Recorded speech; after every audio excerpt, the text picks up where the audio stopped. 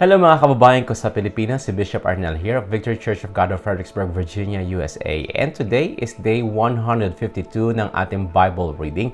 At halina po kayo at basahin po natin ang salita ng Diyos sa araw na ito.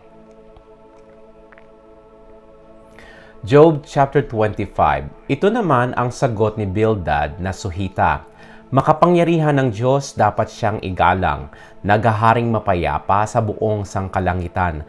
Ang kanyang mga anghel ay hindi mabibilang. Lahat ay nasisikatan ng kanyang kaliwanagan.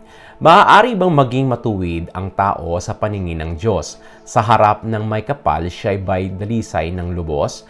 Para sa Diyos, ang buwan ay walang ningning, at ang mga bituin ay marumi sa kanyang tingin. Gaano pa ang tao na isa lamang hamak na uod, may halaga kaya siya sa paningin ng Diyos? Job chapter 26. Tumugon naman si Job, malaking tulong sa akin na isang mahina. Sa palagay mo'y sumasaklolo sa akin na taong kawawa. Ang walang nalalaman ay iyo bang tinuruan at ang tao bang hangal ay binigyan ng karunungan? Sino kayang makikinig sa sinabi mo? At sino bang espiritu ang nag-uudyok na sabihin ito? Ang sagot ni Bildad, sa takot ay nanginginig maging ang kalaliman. Ganoon din itong dagat at ang dooy naninirahan. Ang daigdig ng mga patay, lantad sa mata ng Diyos.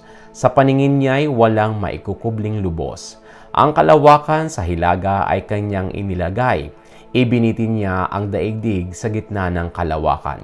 Ang tubig ay iniipon sa balumbon ng mga ulap at pinipigil niya ito kahit na anong bigat. Ang buwang kabilugan sa ulap ay kanyang tinatakpan. Pinaghihiwalay niya ang liwanag sa kadiliman ng bilog na guhit sa ibabaw ng karagatan. Mga haligi nitong langit ay niningning o nanginginig sa takot, nauuga, nayayanig kapag sinaway ng Diyos. Sa kanyang kapangyarihan, pinatahimik niya ang dagat. Sa kanyang karunungan, pinuksan niya ang dambuhalang si Rahab. Sa pamamagitan ng hininga niya, ang langit ay umaaliwalas. Pinuksan ng kamay niya ang dambuhalang tumatakas. Maliit na bahagi lang ito ng kanyang kapangyarihan na hindi pa rin natin lubos na maunawaan. Sino kaya ang tatarok sa tunay niyang kadakilaan? Job chapter 27. Muling tumugon si Job. Isinusumpa ko sa Diyos na sa akin nagkait ng katarungan, sa makapangyarihang Diyos na nagdulot sa akin ng kapaitan. Habang mayroon akong hininga na Diyos ang nagbibigay, ang labi ko'y walang bibig kasing kasinungalingan, ang aking sasabihin ay pawang katotohanan. Hindi ko matatanggap na kayo ang mga may katuwiran, igigiit hanggang kamatayan na ako'y walang kasalanan. Hindi ko isusuko ang aking katuwiran, budhi ko'y malinis, di ako sinusumbatan. Parusahan nawa ang lahat ng sa akin lumalapastangan. Ituring nawa silang lahat na makasalanan.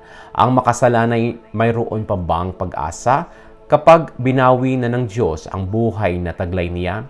Pagsapit ng kaguluhan, papakinggan kaya ng Diyos ang kanyang panawagan?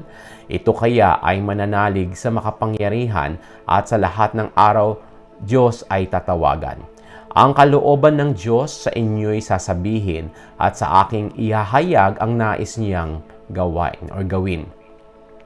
Ang lahat ng ito'y inyo namang nalalaman, subalit ang salita ninyo'y pawang walang kabuluhan. Ang sagot ni Zophar. Sa masama ay ganito ang inihahanda ng Diyos. Sa mararahas ay ito ang parusang ibubuhos. Magkakaanak sila ng marami ngunit mamamatay sa digmaan. Ang kanilang mga anak, gutom ang mararanasan. Ang matitirang buhay, sa salot mamamatay. Ngunit kanilang mga biyuda, hindi sila tatangisan. Kahit siya'y makaipon ng malaking kayamanan o kaya'y magkaroon ng maraming kasuotan, isa man sa mga iyon ay di niya papakinabangan. Mapupunta sa matuwid ang lahat niyang kayamanan. Sapot lamang ang nanggagamba ang katulad ng kanyang buhay.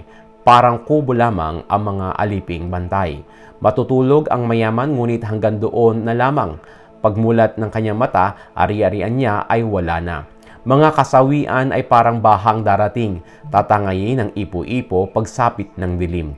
Matinding hanging silangan sa kanya ay tatangay, tuluyan siyang mawawala at di na makikita. Patuloy siyang babayuhin ng walang pakundangan, ang kapangyarihan nito'y sisikapin niyang matakasan. Sa bandang huli, hangin ay magagalak pagkat itong masama tuluyan ng bumagsak. At ito po ang salita ng Diyos sa araw na ito at pagpalain po kayo ng ating Diyos na banal at buhay. Sa pangalan ng Panginoong Hesus Kristo, ito'y aking panalangin para sa inyo. Amen at Amen.